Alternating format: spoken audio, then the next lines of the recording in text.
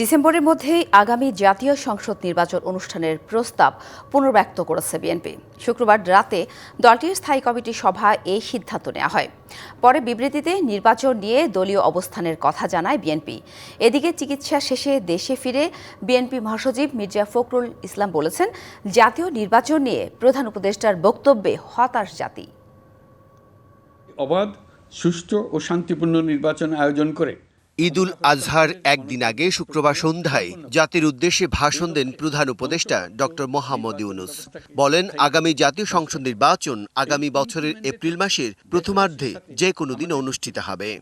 আমি আজ দেশবাসীর কাছে ঘোষণা করছি যে আগামী জাতীয় নির্বাচন 2026 সালের এপ্রিলের প্রথমার্ধের যে কোনো একটি দিনে অনুষ্ঠিত হবে।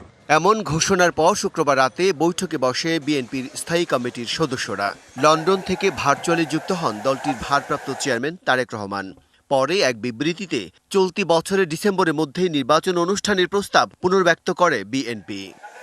25 বছরের ওয়ারেন্টিযুক্ত দীর্ঘস্থায়ী দরজা প্রোটেক্টর, আধুনিক ও মজবুত দরজা। এদিকে চোখের চিকিৎসা শেষে থাইল্যান্ড থেকে শুক্রবার দিবাগত রাতে দেশে ফেরার পর বিএনপি মহাসচিব মির্জা ফখরুল ইসলাম আলমগীর বলেন, এপ্রিলে নির্বাচন নিয়ে প্রধান উপদেষ্টার ঘোষণায় শুধু বিএনপি নয়, গোটা জাতি হতাশ হয়েছে।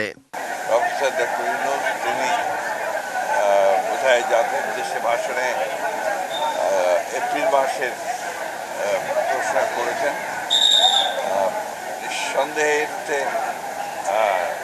আমরা নয়, আমার গোটা জাতি হতাশ হয়েছে। এ বিষয়ে অফিসিয়াল যে আপনার মন্তব্য, সেটা আমাদের পার্টির সিদ্ধান্তের পরেই আপনাদেরকে জানানো হবে। Bijan Kumar Das, DBC news, Dhaka.